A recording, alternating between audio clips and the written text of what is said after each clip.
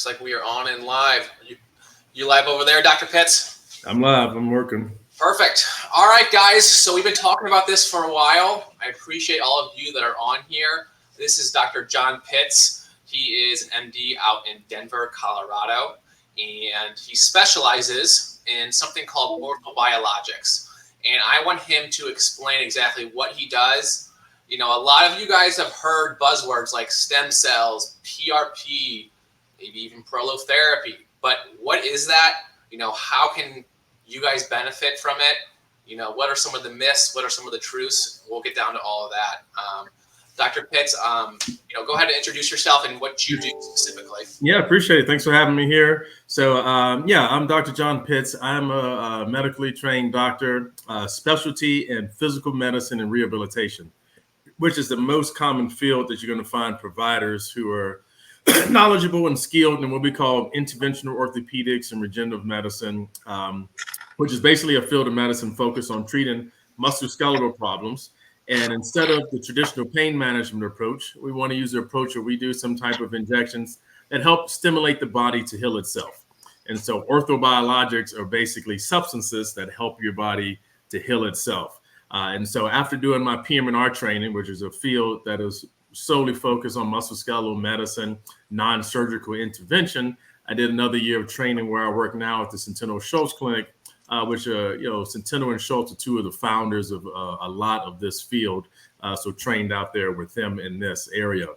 Some other physicians who may dip into this area would be sports medicine doctors that have family medicine doctors that have additional training in sports medicine, anesthesia doctors that have additional training in pain management or spine procedures, a rare interventional radiologist, and rare orthopedic surgeons. But most times surgeons are focused more on surgery rather than non-surgical treatments. And so that's just kind of my background and what that is. And so basically we will inject things like prolotherapy, PRP, bone marrow concentrate containing stem cells, culture stem cells, etc., with the goals of healing damaged tissues in the musculoskeletal system versus the traditional approach of injecting steroids, which may help pain and inflammation, but they come with a lot of potential side effects and risk, or nerve ablations, which can help pain for sure, but you're damaging structures and nerves to achieve that goal. Absolutely, yeah. So tell me a little bit about, you mentioned the stem cells. What kind of stem cells are you using? Which ones do you hear about that have been shown not to work as well? Like we've heard all of it, you've heard like that jelly stuff. You've heard about like the umbilical stem cells. I mean, there's all different types, what are the good ones? What do you guys do? And I know you guys have a clinic outside of the country because, correct me if I'm wrong, the FDA kind of limits some of the stuff that you guys do. Yeah, I'll get into all that. So it's a very confusing topic. So when you say the word stem cells, it has many different meanings. So the two main types of stem cell procedures that are legitimate stem cells, you have live functioning stem cells and are allowed per FDA regulations. Number one is going to be bone marrow concentrate. Okay, so that's basically taking out bone marrow, typically from the iliac crest or kind of back butt bone, concentrating the cells in there, which is a bunch of cells in there that can help you heal. And we think the most important of those cells are stem cells. And so that's allowed per regulations. Those live functioning stem cells. That's the most researched and studied product here in the U.S. The second, real stem cell procedure in the U.S. that can be done is an adipose graft. So this is basically just taking fat tissue from the butt area or the stomach area, and you can break the fat up a little bit mechanically, and there's stem cells in fat tissue, and those tissues can be used to treat a couple musculoskeletal problems as well. Has some evidence, not as much as bone marrow, but those are live functioning stem cells that can be helpful for the musculoskeletal system. All right, now if you take either one of those two products and you process a little bit further, so with bone marrow, you can then isolate stem cells in a lab, grow them out to much higher numbers. That's called cell culturing. Then you get a pure stem cell procedure with cultured cells, but that's not allowed per FDA regulations in the US. So we go down to Grand Cayman where there's allowed, and we can perform those stem cell procedures there. And these are stem cells coming from you. So we call that autologous. So coming from the same patient, going back into the same patient, that has the most evidence and the most safety. You can do the same thing with fat cells as well, and they probably work similar, but bone marrow has a little bit more research, a little bit more safety profile, but both of those are viable options to culture out and grow. We tend to lean more towards bone marrow cells for that, but those are not allowed in the US, okay? And then in the US, you might hear of placental or birth tissue products, such as umbilical cord cells, amniotic fluid, amniotic membrane, chorion, Wharton's jelly. All of these are different parts of the sac that surrounds the newborn baby. And so when a baby is born, that placenta is discarded basically. But instead of discarding that, you can collect some of those products and then process that and use that for different things. And so in the U.S. though, there's no approved products of the use of birth tissue products in orthopedics whatsoever, because that's basically like creating a drug which needs drug approval trials, and so that's not approved. And all these tissues, how they're processed, you basically use something like irradiation to kill all the cells in them. So already you have dead tissue cells, and what you're left with is maybe some growth factors and structural proteins that may or may not be helpful or have some helpful growth factors, different but similar on the level of PRP. But again, we don't have really any research papers to show that helps in orthopedics. And again, that's not allowed in the US. So any clinic in the US claiming to have umbilical products, placental tissue products, and saying there's live stem cells and they're young and healthy and you're old and you need these young stem cells, either that's a scam, so they know that it's illegitimate and they're still offering it, or they just don't know any better. And both are equally as bad. So those you want to stay away from. And then some people think of embryonic stem cells.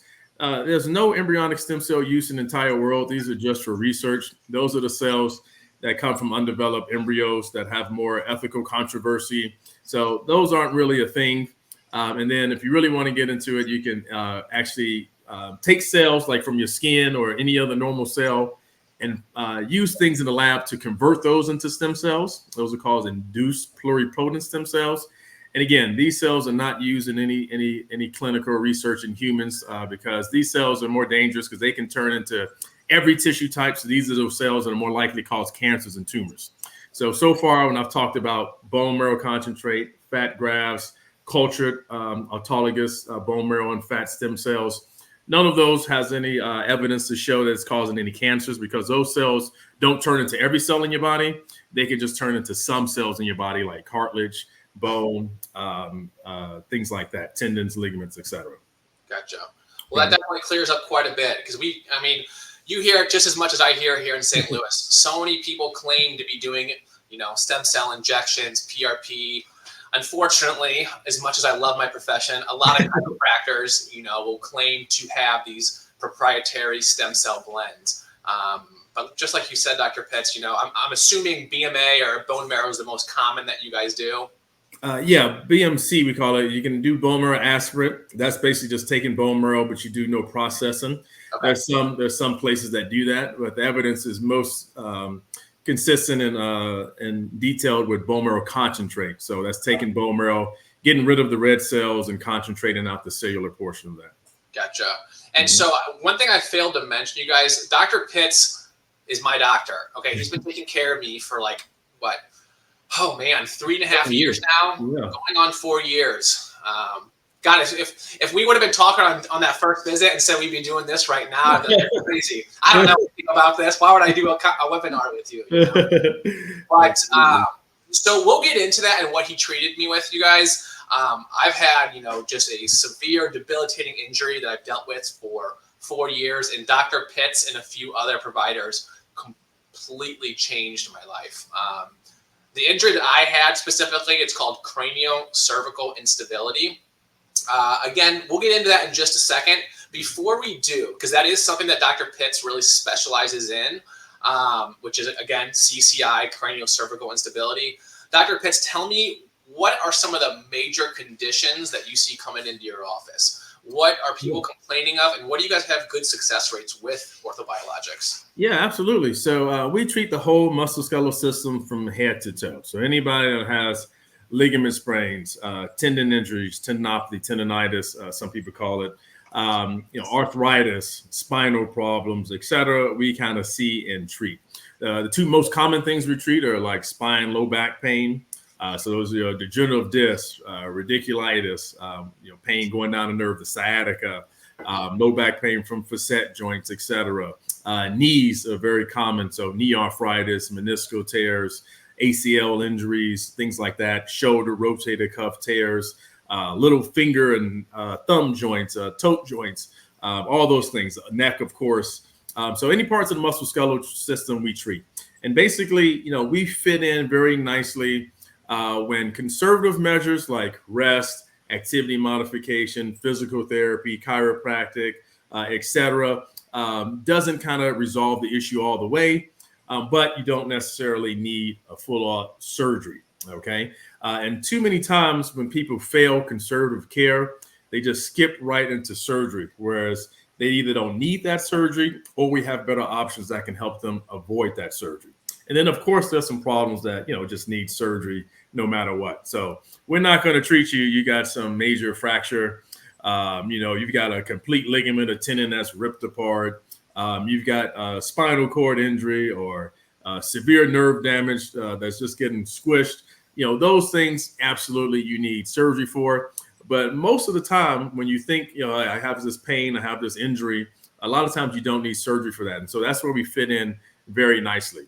Always better, smaller problems rather than bigger problems. So if we got mild to moderate arthritis, we just got tendinopathy or small partial tears in tendons and ligaments, those are going to do great, okay? Especially if we catch those things early.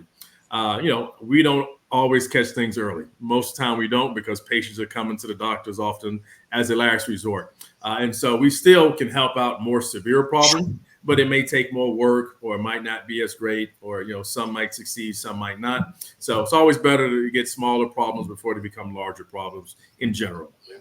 And Dr. Pitts makes a great point. There is a time and place for surgery. I've had plenty of patients where I'm like, it might be a possibility, I refer out. I know you do all the time. But like you said, if we can catch it ahead of time, the regenerative medicine route's going to obviously be way better, because you are going to be able to actually heal that tissue that you already have and bring it back to where you were.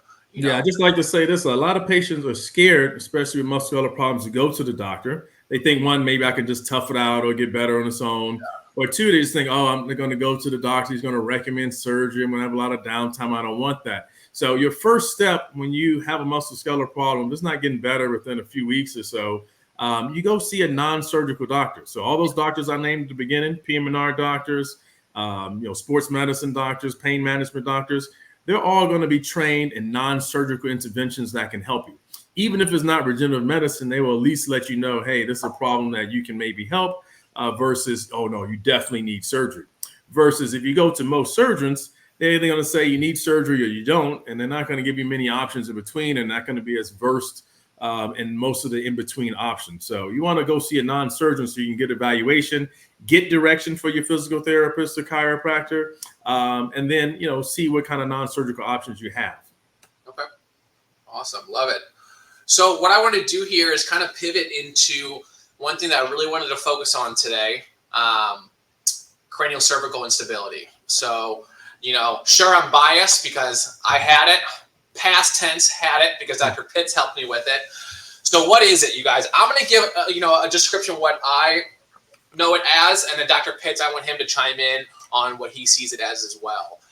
So just to kind of put it in a nutshell, though, some of the common symptoms that can be caused by CranioCervical instability, can be anything from headaches and migraines to brain fog, tachycardia, which is fast heart rate, fast respiration, digestive issues, neck pain, shoulder pain, visual disturbances, balance issues, dizziness. I got a patient right now with it who she can't even go underneath bridges because the fluttering of lights aggravates it. So how in the world can one single injury affect so many different symptoms? Well, what happens, you guys, and if you guys read my blog, which I'll post here, is we have a bone up here in the upper neck. It's called the atlas. I've got a little model here. Here's the back of your skull. Underneath your skull, so again, your face is facing me, is that cervical vertebra. All right. The problem, though, is that vertebra is prone to shifting around too much, all right, aka instability.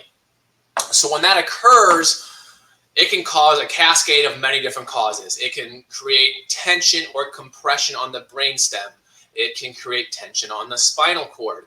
It can create even hypoxia, not anoxia, but hypoxia, less oxygen to some of those soft tissues. And so we can adjust away all we want, but it's never going to stay in place unless you do it, one, precisely, and then two, we take care of those ligaments. And that's where Dr. Pitts comes in, all right?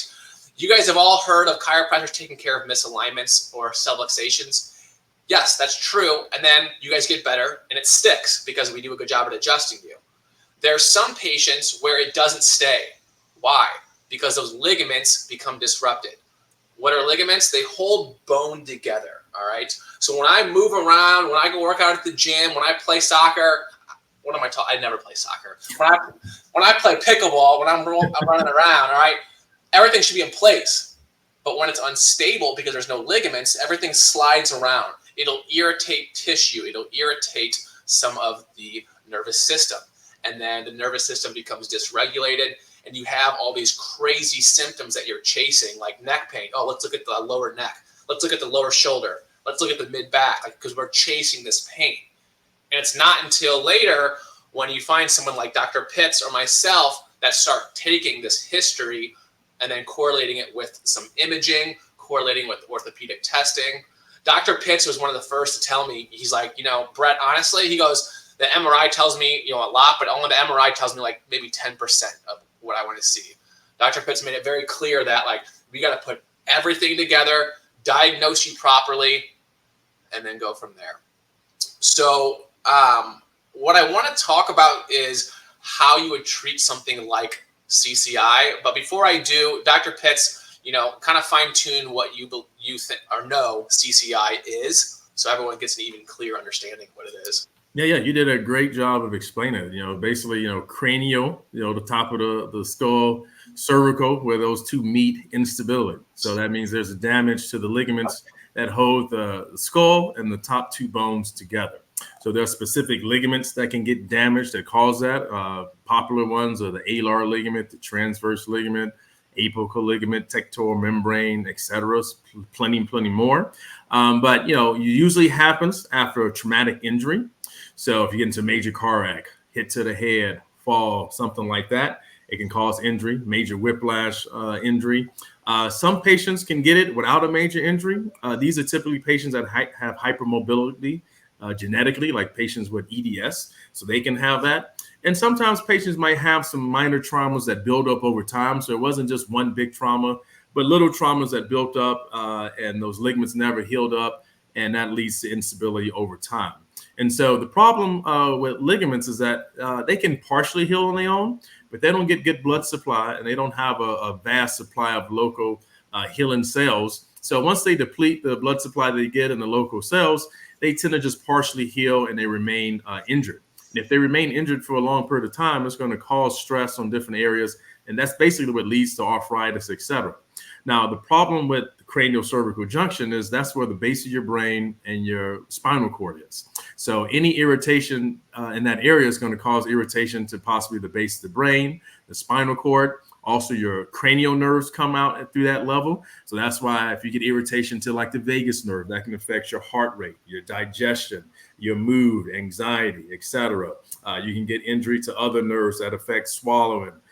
You can get injury to the joints that affect your position sense. So you cause lightheadedness, dizziness. It can affect the blood flow coming in and out of your brain, or the cerebral spinal fluid coming in and out of your brain. So that can cause headaches and pulsatile sensations. And then on top of that, your muscles want to protect you, so they get extra tight. And so the muscles hurt themselves, and you relax the muscles, maybe feels a little better, but then they have to get tight again because they're protecting the neck. So a whole cascade of problems. And so I see patients, they've been to the cardiologist because they got the racing heart rate. They've been to the neurologist for the neurology problems. They've been to a traditional pain management doctor who isn't familiar with CranioCervical instability because you don't really learn this in school, and they can't get a diagnosis, and they've been told, oh, nothing's wrong with you, you're crazy. And so it can be really, really frustrating. So it's really nice to have some resources The good thing is that, hey, many chiropractors are more versed in this area compared to physicians. So if you find a good upper cervical chiropractor, they might be able to help make the diagnosis. And traditional MRIs don't show ligaments well. Instability is dynamic, so that's movement, so it doesn't show that well. So you have to really be looking for craniocervical instability to find it. So I'll just leave it there for now. So in one way that, we really look to properly diagnose it, like I said, MRI helps a little bit, but Dr. Pitts made a good point. It's more of a dynamic, injury. So we have to watch and look in like a live footage, AKA a digital motion x-ray. I'll watch a patient flex their head back and forth, and I'll look for those vertebrae sliding too much, and that'll help us quite a bit. I have a few static x-rays that I take in my office too that give me quite a bit of information, where we'll kind of force the head to the side, and then I'll watch the vertebra just slide to the side. Yeah, and as far as diagnosis, just imaging wise, the most likely test is going to show instability. If it's there, it's going to be the digital motion x-ray, like you mentioned. Maybe second most, which is probably more of a distant second, is an upright MRI with flexion extension, but it has to have special protocols. And then least likely is a regular MRI. Rotational CTs, a lot of radiation. I don't really order those, but sometimes I can show it. And then Dr. Rose up in New York has a great imaging where he can actually track the CSF flow, and that can show some issues, and it's extremely detailed as well. But DMX is kind of, wouldn't say, I don't use the term gold standard, but that's the best test if we're going to look for CCI. That's always where I tend to start. Absolutely. So what I want to do is, I don't want to sit here and talk about myself. However, what I do want to do is I want everyone that's going to be listening to this to understand that I can 100% relate to you. Dr. Pitts can, because he sees the conditions, but I had it myself. And I just want to kind of give you a brief idea of what I went through for some of the most miserable 6 years of my life. It was, how do I begin this? It all started initially when I was working out quite a bit, heard a pop in my neck. Next thing I know, 6 months go by, just extreme tightness along the neck. I did everything. I saw every chiropractor. I saw every physical therapist. I did energy work. I did Reiki, dry needling, physical therapy, prolotherapy, which does still work, but not for this severe of a case, I feel. I saw, let's see here, neurologists. I went the medical route. I took medications. I took painkillers, muscle relaxers. I did so much, zero relief, absolutely nothing.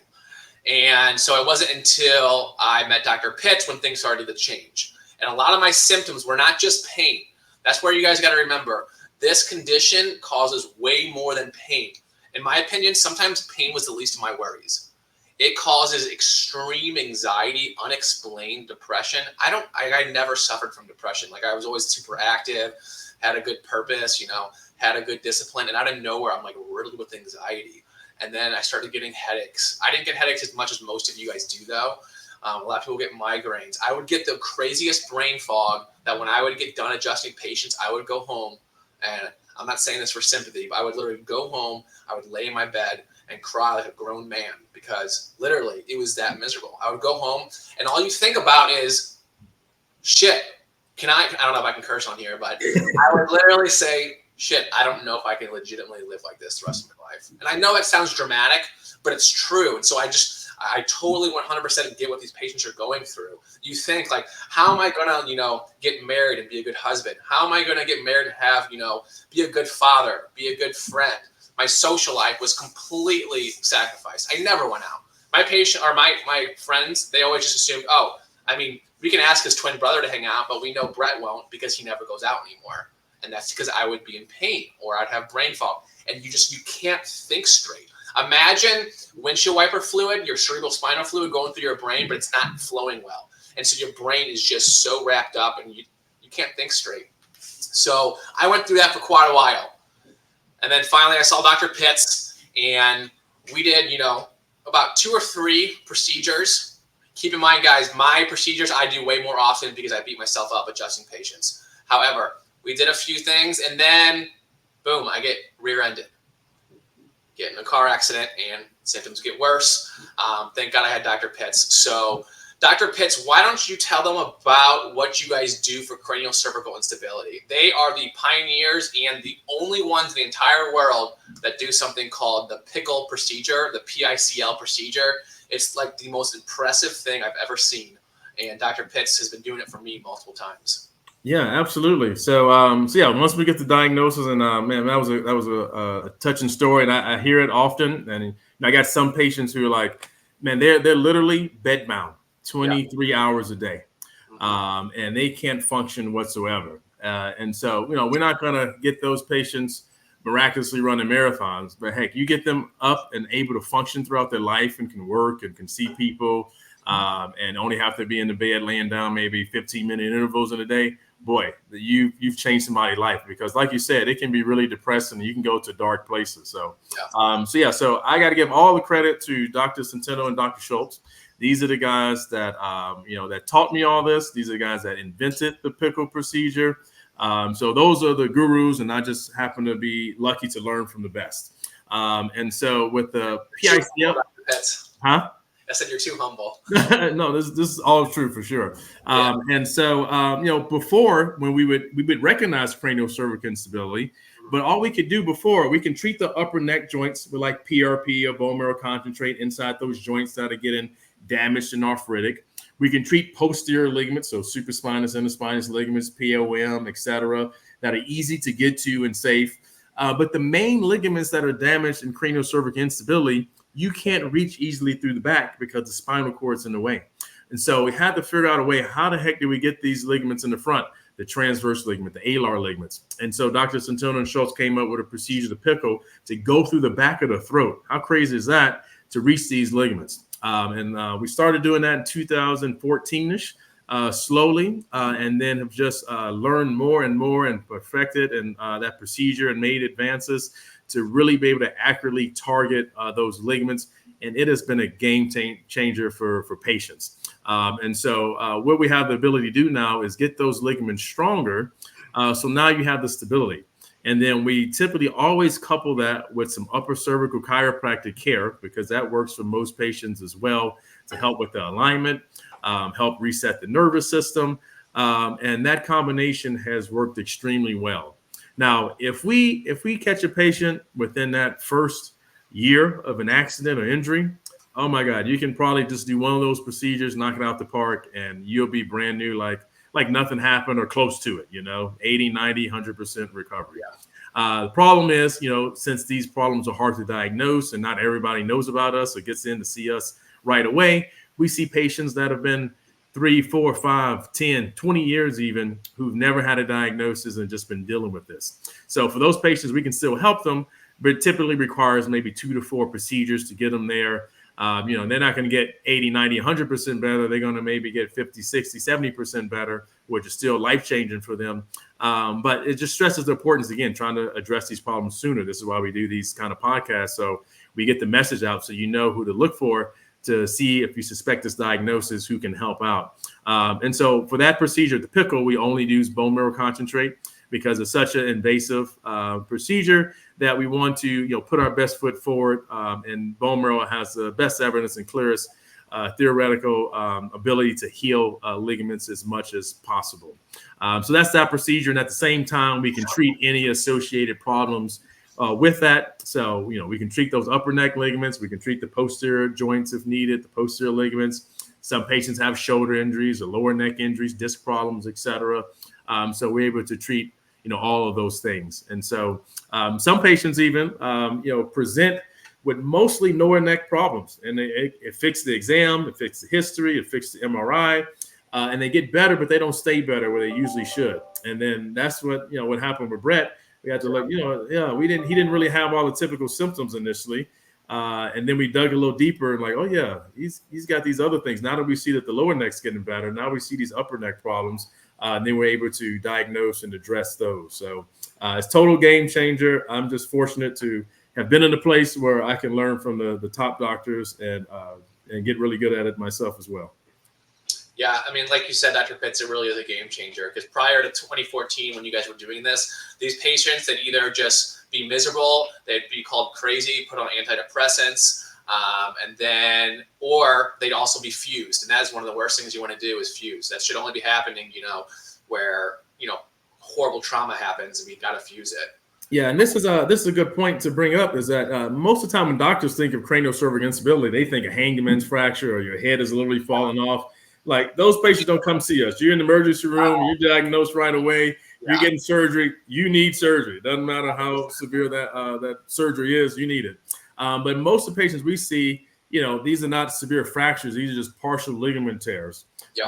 And so these folks kind of don't fit that typical mold of head falling off, automatically need surgery, but they're not getting better on their own. So this is a great in between. And then, of course, some patients, even their problem is more severe, maybe been going on too long, or they failed all other options. Then, some of those patients will need surgery. This procedure is not 100% successful. Nothing in medicine is, but it works about 70% of the time. So 7 out of 10 times we're able to get people back to functioning. So they don't need to undergo fusion surgery or just be left miserable. Absolutely. And I want to piggyback off of what you said a few minutes ago about how, you guys do the procedure, but you also recommend some, complementary stuff. You recommend patients seeing, whether it be an upper cervical chiropractor, a physical therapist, massage therapy. But what I want to talk about is how important it really is for CCI patients to really have a multifaceted approach to their care. And that's one thing that I've found with both my patients and myself healing, is that when it comes to CCI, Dr. Pitts and the staff there, they're going to do an incredible job with the ligament integrity. But one thing to add to speed up that recovery is 2 things. Number one, of course, I'm biased because I'm an upper cervical chiropractor. We'll talk about that here in a minute and what that means. It's not traditional chiropractic. And then physical therapy. All right. Physical therapy, pretty straightforward. All right. We have to stabilize, the scapulas and the shoulders. Why? Because all those muscles around here come up and attach to the upper neck. Okay. Levator scapula muscle is a very commonly tight muscle, and we have to work on that. And there's many methods to that. I'm fortunate that I had a physical therapist work with me, and he's gotten me so much better. And now I've actually taken some of his stuff and implemented it into my office now. Now, upper cervical chiropractic, what is that? How can it help with CCI? Let's talk about that. So first and foremost, if you had CCI, and I knew it with absolute confidence, or scratch that, if I even for a second even have a hunch that you have it, I am not going to manually adjust you. Why? Because what does a manual adjustment do? A ton of things, but that's a conversation for another time. But it also improves mobility. You have too much mobility already. If you have CCI, things are jarring around. Again, remember that atlas vertebra right here is just, it's moving. Here we go. It's shifting around too much. If I come in here and move it even more, it's going to irritate things. Now, you'll get good relief for temporarily, maybe like an hour or so, and you keep coming back, and it keeps coming back, and it never gets better. So this is what we do. I'm an upper cervical chiropractor, and I practice specifically something called orthosphinology. We use an extremely precise, objective approach to find out what your misalignment is. So when you come in, yes, I'm going to take a history first. I'm going to see what's going on, which will dictate what kind of x-rays you need. And then what we're going to do is we're going to take a series of x-rays, and they're going to tell me up to a 1/16 of an inch of precision just how everything is shifted and rotated. You got to remember, x-rays are a 2-dimensional image. And so what we do is we take multiple different images to give us more of a 3-dimensional reality of how everything is misaligned. Then what we do is we make a bunch of measurements on the joint surfaces that eventually create us in a big equation that provide us with what we call a vector. So what is a vector? It's just a fancy word for the way and the angle that we adjust you. So in other words, it's like your fingerprint. So it looks like I'm adjusting everyone the same way, but it couldn't be any more different. Everyone has their customized adjustment, or rather their customized vector. So you come in, you get x-rayed, I get your vector. It's a bunch of cool, crazy looking numbers and stuff.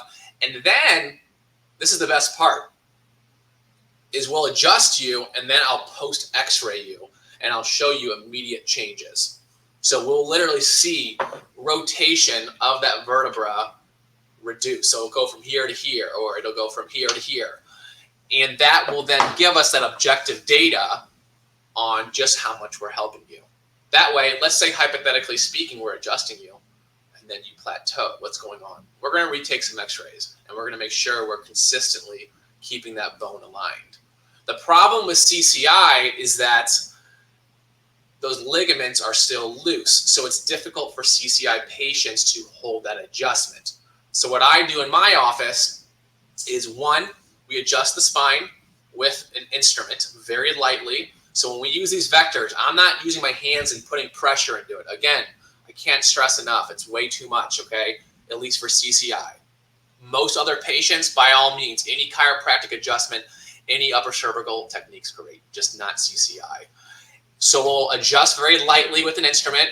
I mean, you can't break the skin on a grape with it. I mean, it's so light. And then for CCI, I will follow it up with some physical therapy. I never did physical therapy in my office at all up until, quite frankly, last year. Why? Because it works well with CCI patients. I can adjust you as much as I want, but it's never going to stick unless we take a multifaceted approach. What I tell my patients on day one, is I want to see you as little as possible, but still get you the best results as possible. That way, you're not relying on me for the rest of your life thinking, oh, I can't live life unless I'm seeing Dr. Lux, 3 times a week for the rest of my life. That's insanity, Dr. Pitts, what else do you guys recommend in conjunction to specifically upper cervical chiropractic? Yeah, absolutely. So that was a great explanation. And so how we think about adjunctive care, because there are going to be 3 big things that we're going to recommend at some point to most all CCI patients. Number 1 thing is going to be upper cervical chiropractic. So orthospinology, atlas orthogonal, NUCA, they all kind of branch from similar origin. Yes. But those are the kind of the main techniques that we will send. And we'll have you, hey, do that before even coming to see us. Right. Because sometimes if you have a mild CCI, those methods alone can be helpful. Save yourself some injections. If those if those things are helped temporarily, but then they keep coming back, that's when okay, so it works for you, but it's not holding. You need us to intervene, help the ligaments. And then after we treat you, what we tend to find is that then you go back to your upper cervical chiropractor, the adjustments are holding longer. So now instead of 2 days, it holds for a week. Then it starts to hold for 2 weeks. Then it holds for a month. Then it basically holds unless you did something to knock it out of place and you just need some periodic adjustments here and there. The second thing is that what we recommend is definitely physical therapy. But a lot of CCI patients can't tolerate physical therapy. Yeah. If they've had their problem for a long time, anything you do bothers them. It flares them up. They can't handle it. So after we treat them, then after they start to get better and the ligaments a little more stable, they're less fragile, then we'll start some gentle physical therapy. We have some online exercises to start with, but then you just want to make sure you got a good physical therapist that's gentle. And we really want to strengthen the upper back, the shoulder girdle, deep neck flexor muscles, etc. Starting off just where you're at. So some patients with CCI, if they're healthy and strong or mild injury, can tolerate PT first. Others need to wait till after treatment. And then the third thing is some curve correction. Typically we're like a CBP chiropractor or other chiropractors specialize in the curve, or some therapists that specialize in that. And again, lots of CCI patients can't tolerate that at first.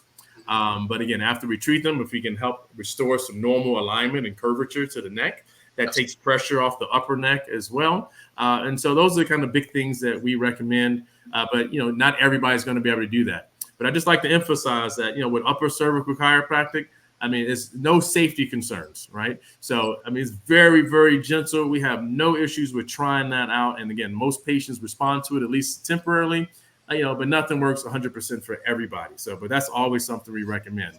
And we never want any, high amplitude adjustments. We don't want any manipulation of the neck. So you definitely want to avoid those things. And then one other thing, some patients tell me that they help, that's very gentle. It's some craniosacral work. I don't understand how that works fully, but I've had patients, say that helps them symptom-wise as well. Yeah, absolutely. And there's multiple branches of upper cervical that if you guys want to look at, just Google, and a lot of times they have a directory. So the ones you guys want to look up in your hometown are going to be, orthospinology, AO, NUCA, that's very light as well. Let's see what What's your else. thought on Blair, maybe? Yeah, Blair's good. You got to be careful. Again, Blair is an incredible technique. I've had it done on me, but some Blair chiropractors can be a little aggressive. So that's where I'm kind of hesitant sometimes. Yeah, I've heard Again, some mixed reviews on that as well. yeah, and again, you guys, upper cervical is great for the vast majority of people. CCI is not like this crazy common thing. So most people go see an upper cervical chiropractor, you'll do great. But CCI, stick to those few that we mentioned. And then one thing that you guys will find is that the upper neck, I almost failed to mention this, will affect even stuff down into the low back and into the legs. I mean, I got a patient who comes in, about once a month to get an adjustment, and I'm just talking to her one day, and she goes, the only reason I come in here is because you make my knees feel better.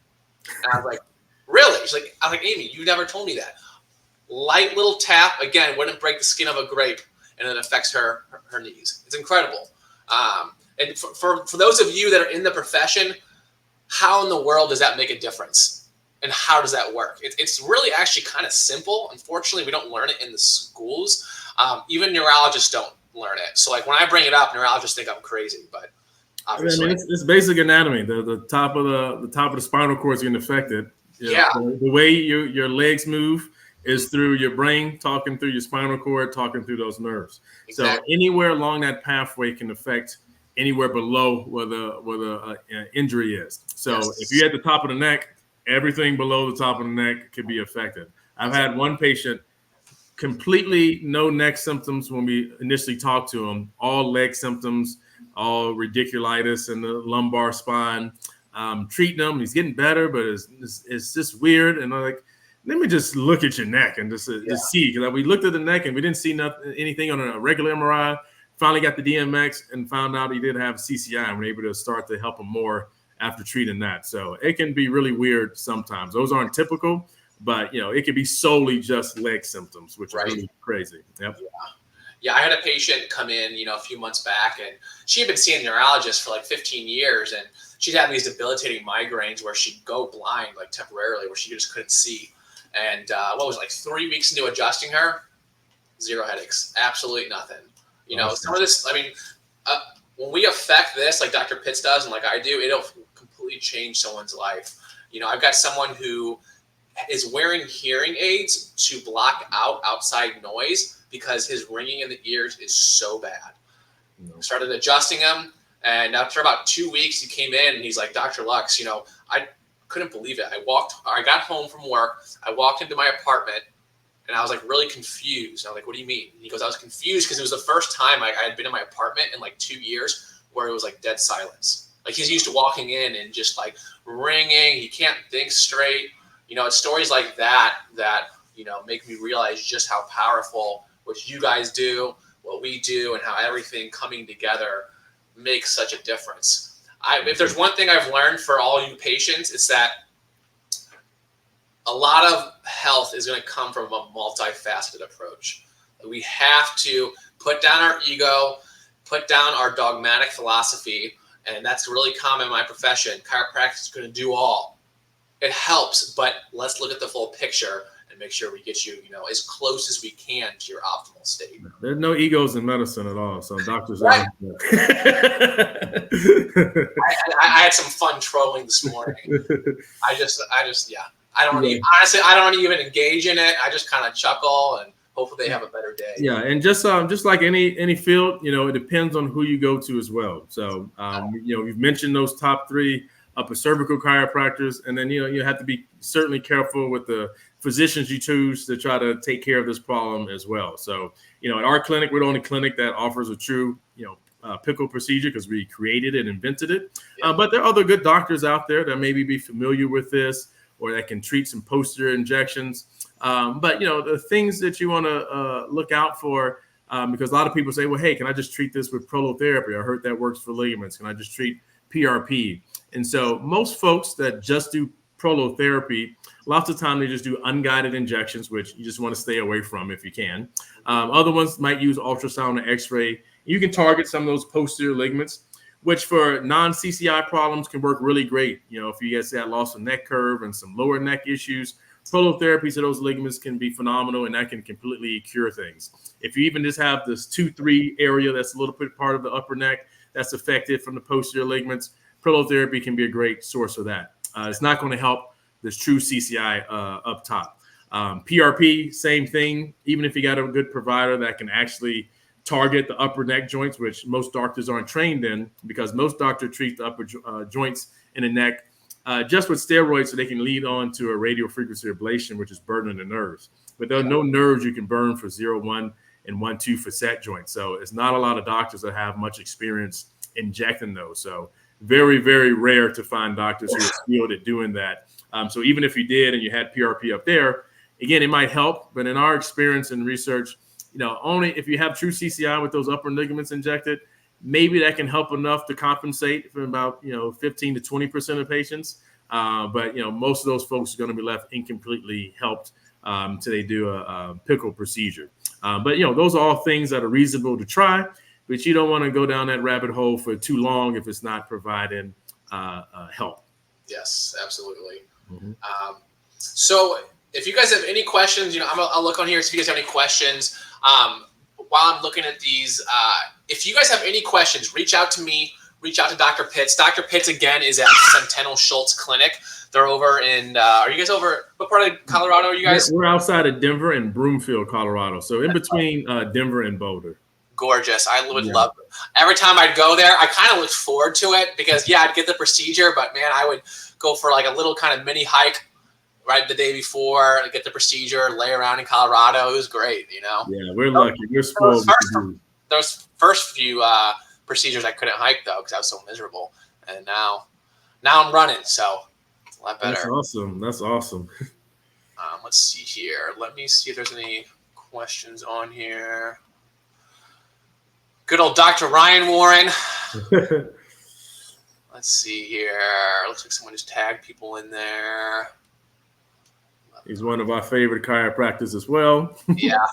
Good old Dr. Warren. So Dr. Warren, he referred me to you. I would have never known about you if it wasn't for him. Oh, man, that's awesome. Yeah. What would be the best way, Dr. Pitts, for someone to reach out to you? People can just email me directly, jpitts, Pitts, at centennialschultz.com. Obviously, you can just call into the clinic, request an appointment as well. But, if you had any quick medical questions or just wanted to see if it was worthwhile, patients can reach out to me directly. So that's my personal work email that I'm checking all day, every day. Perfect.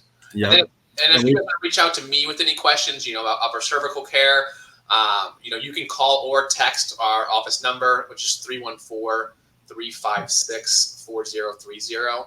And even if you're out of town, if you have like questions, if you want to come in town just for the adjustment, if you want help finding someone in your area, if you just need to know, hey, do you think that chiropractic or, someone like Dr. Pitts could help me? Like, don't hesitate, call or text the office. I do free, 10-minute little consultations virtually if you are out of town. Yeah, and we see a lot of people from all over the world. And so we do telemedicine, health visits. We got a lot of information on our website, centennialschultz.com, and there's a certain CCI section there. Dr. Centennial has a great book, which he just updated, that gives you a great overview of CCI. There's several blog posts there. There's some potential exercises to try. Dr. Centennial does videos on YouTube weekly as well, educating folks in this and CCI also. So lots of good information, because I think an educated patient is going to make better healthcare decisions, is going to do better than folks that are less educated and what's going on with them. So unfortunately, we're not in the days where you can just trust everything that the doctor says. You kind of have to dig in a little bit yourself to kind of figure out what's going on, so you make sure that you get in the best care and the most appropriate care. Absolutely. And Dr. Pitts means that about education, because if it wasn't for him educating me so well, I wouldn't be sitting here, educating all of you guys. So Dr. Pitts, again, I appreciate everything you've done for me. You've 100% changed my life. I know you're humble as hell and you just think it's better patient, but again, thanks for everything you've done for me. Anything else you want to add? I think though we covered kind of the main things. So I just want to make sure patients are aware of what their options are. We don't want you to get scammed, because unlike in cardiology, where hey, you go to a cardiologist, probably an 80% chance you're going to have a good cardiologist. You're pretty consistent. 10% are going to be bad. 10% are going to be extraordinary. In regenerative medicine, and it's going to be all over the board. It's going to be a small number of folks that are really at the top of their game. Then it's going to be maybe a decent chunk that are learning but are legitimate and well-meaning and really good. And then it's going to be just some people just starting off that don't really know much. And then there's going to be a whole group of scam artists or folks that just don't know what they don't know that can bring the whole field down. So I want to help you make good decisions on how to pick a good provider, because we want this whole field to succeed, because I think this is going to be a big part of the future of medicine. But we got a lot of work to train doctors and to get people on board with this. And so not everybody's there yet. Awesome. And before I forget, guys, get on my website, luxchirohealth.com. There's a CCI, or CranioCervical Instability blog on there. That'll explain a lot of the stuff we talked about. It'll explain my story. And other than that, guys, feel free to reach out to Dr. Pitts, reach out to me, and we'd love to help you guys with your health. Thanks so much, Brett. You're looking great. They said, I think the comments say you're looking like Chris Evans and Tom Cruise. Ooh, nice. All right. Well, hey, I'm single. That was all the injections that did that. That's what it was. Dr. Pitt snuck a little Botox in there. Thanks, guys. Thanks so much, Dr. Pitts. I appreciate it. All right. See ya. Bye.